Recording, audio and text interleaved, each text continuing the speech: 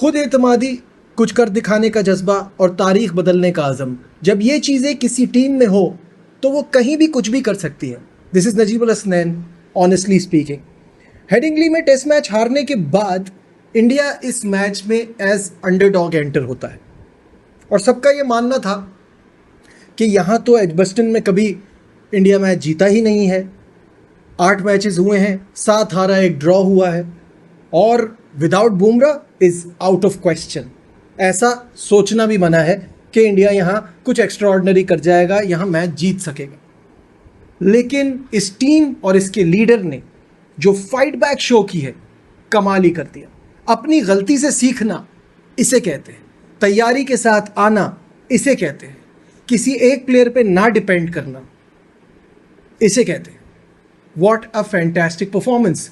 कल अगर आपको याद हो कि दिन के इख्तिताम पे मैंने आपसे क्या कहा था कि इस वक्त जडेजा और शुभमन गिल के बीच में 99 रन्स की पार्टनरशिप हुई हुई है। अगर ये दोनों 10 ओवर सर्वाइव कर गए तो 450-500 कोई मसला ही नहीं। लेकिन किसको पता था कि शुभमन गिल एक्स्ट्रा ऑर्डिनरी खेल जाएंगे, कमाल कर जाएंगे और स्कोर पहुंच जाएगा 587 पर। What an incredible performance by Shubman Gill.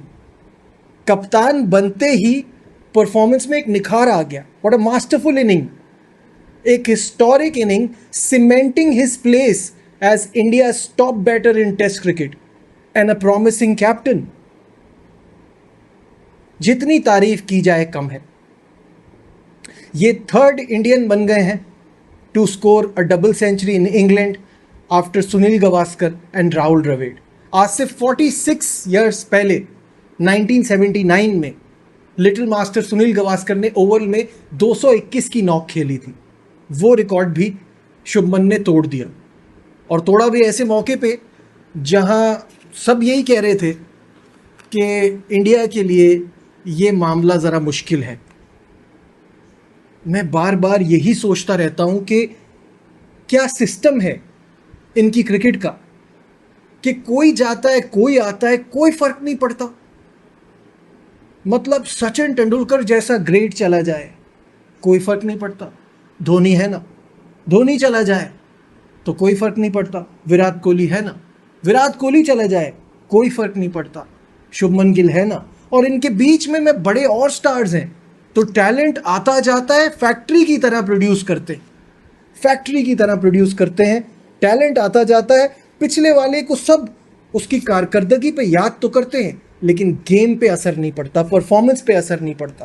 That is just unbelievable. खैर, मैच की तरफ वापस आते हैं तो भारत ने जो पिछले मैच में गलतियां की उससे सीखा। और सीखा कैसे कि इस मैच में आखिरी 5 विकेटों ने 376 रन जोड़े। गिल 269 पे आउट हुए, अनलकी रहे। मेरी ख्वाहिश थी कि 300 रन होते। जिस तरह से ये बंदा खेला है ना, जो फिनेस था, जो शॉट्स थे, जो क्लास थी, कोई ज़्यादा रिस्क नहीं लिया, अपने तरीके से खेला, सुकून से खेला, अपने ऊपर प्रेशर नहीं लिया। लेकिन 300 नहीं कर पाया, but nevertheless fantastic inning. Jadeja और जायसवाल भी अनलकी रहे। जडेजा 11 और जायसवाल 13 रन शॉर्ट रहे अपनी सेंचुरी से, but both brilliant. Specially Jadeja, क्योंकि जडेजा जिस टाइम, आज स्पेशली आज सुबह की मैं बात करूंगा, जिस टाइम जडेजा खेल रहा था ना, सारा प्रेशर वो ले रहा था। ये नहीं था कि सिर्फ अपने कप्तान का साथ दे रहा है, सारा प्रेशर वो ले रहा था। स्कोरिंग शॉट्स उसकी तरफ से आ रहे थे। 10 चौके, 1 छक्का लगाया अपनी इस ब्रिलियंट नॉक में। काउंटर अटैक जिसे कहते हैं ना, वो आज सुबह में भारत की तरफ से नजर आया। 42 सुंदर के भी बड़े इंपॉर्टेंट थे। जाहिर है वो जो हम टेल की रेजिस्टेंस की बात कर रहे थे वो यहाँ आनी थी, वो आई। वॉशिंगटन सुंदर तो खैर अच्छी बैटिंग करते हैं। India were all out on 587।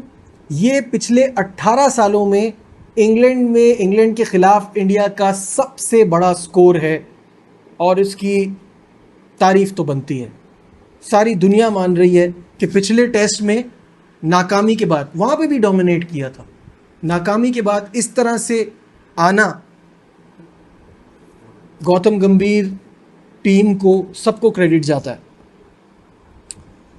मैं ये बात पहले भी कर चुका हूँ, फिर दोबारा कहूँगा कि इंग्लैंड की टीम पिछला टेस्ट मैच जीती तो ज़रूर थी, बट इंतहाई वाहियात बॉलिंग है यार। Taking nothing away from India's batters, लेकिन ये क्या बॉलिंग है, बिल्कुल ही टूथलेस नज़र आते हैं। जिस टाइम पे शुभमन गिल चल रहे थे, क्या काउंटर अटैक था। जिस टाइम जडेजा रन कर रहा था, सुबह में तंग कर रहा था, क्या काउंटर अटैक था। क्या प्लानिंग थी, कोई प्लानिंग थी, कोई बी प्लान था। इनकी बॉलिंग में कोई दम ही नज़र नहीं आता, कुछ कर ही नहीं पाते। फिर ऊपर से टॉस जीत कर बैटिंग दे दी। यार आपने अपना वही फॉर्मूला लिख के बनाया हुआ एक पर्चे पे कि हम ये करेंगे, एंड में जाके चेस कर लेंगे, बड़ा स्कोर बनाना हमें अच्छा लगता है आखिर में जाके। बट हर बार इंडिया ऐसी गलती तो नहीं करेगा जैसे पिछले मैच में की थी कि शुरू में सबने अच्छे रन किए, नीचे किसी ने कुछ नहीं किया, बन गया इतना बड़ा स्कोर। मुझे नहीं समझ में आता ये टॉस जीत के फील्डिंग करने वाला फैसला कैसे लिया। खैर, on the other hand India ने अपनी गलतियों से बार बार, मैं कह रहा हूँ, हर जगह सीखा। पहले बैटिंग वाला मैंने आपको बताया कि लोअर ऑर्डर की, middle order, late middle order और लोअर ऑर्डर की परफॉर्मेंस बहुत ख़राब थी पिछले मैच में। इस बार वो कवर हुई। और फिर बॉलिंग में उनको पता चल गया कि शार्दुल वाली गलती हमसे हो गई। बार बार हम कह रहे थे कि वहाँ आकाशदीप को खिलाना चाहिए था, हर्षदीप का डेब्यू होना चाहिए था, तो आकाशदीप को खिलाया और आकाश और सिराज ने मिलकर 14 तबक रोशन कर दिए इंग्लैंड के बल्लेबाजों के। शानदार बॉलिंग कराई, जबकि 7-7 ओवर का जो स्पेल कराया वो थोड़ा लंबा था, लेकिन गिल थोड़ा और चांस लेना चाहते थे कि मजीद विकेटें गिर जाए। 77 फॉर 3 दिन के इख्तिताम पे ये स्कोर है इंग्लैंड का। डकेट और पोप दोनों बिना कुछ छेड़छाड़ किए स्कोर में आउट हो गए। आकाशदीप ने उनकी विकेट ली। बहुत ही शानदार परफॉर्मेंस उनकी तरफ से अभी तक। और जैक क्रॉली 19 रन कर चुके थे, सेट हो चुके थे। करुण नायर को कैच दिया सिराज की बॉल पे। सिराज बहुत जान मार रहे, पिछले टेस्ट मैच में बिल्कुल ऑफ कलर लग रहे थे, यहाँ अगेन बहुत अच्छी परफॉर्मेंस नज़र आई है अभी तक तो इट्स टू अर्ली। क्लियरली जो इंग्लैंड की बैटिंग इस वक्त हमने देखी है ना, ये जो आखिरी सेशन में, उसमें 151 ओवर्स की जो फील्डिंग की ख्वारी है वो नज़र आ रही है। कल they will come back with fresh legs, relax mind. तो उस वक्त देखना है कि जो रूट, जो कि इस वक्त 18 रन पे नॉट आउट है, और हैरी ब्रूक जो कि 30 रन पर बैटिंग कर रहे हैं, वो कल आते हैं तो किस प्लान के साथ आते हैं, किस माइंडसेट के साथ आते हैं। देखिए, हैरी ब्रूक का तो हमें पता है कि वो अपने शॉट्स पे जाएगा, वो नहीं रुकेगा, उसके शॉट्स चलते हैं, वो अपना मारता रहेगा, उसको खुद भी नहीं पता होता वो किस बॉल पे कैसे आउट हो जाए, तो उसका तो ठीक है, समझ में आता है। लेकिन जो रूट वो आदमी है कि जो अगर लेट से डबल सेंचुरी ना हो तो 150-150 तो आराम से कर सकता है, और इस मुश्किल से इंग्लैंड को कुछ हद तक निकाल सकता है।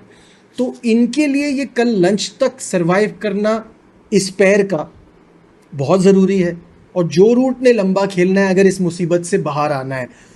England trail by 510 runs. India ने दोबारा इनको ब्रीदिंग स्पेस नहीं देनी है, तो कोई इसमें मुझे शक नज़र नहीं आता, कोई दो राय नहीं है कि इंडिया इस मैच में कामयाबी हासिल कर ले।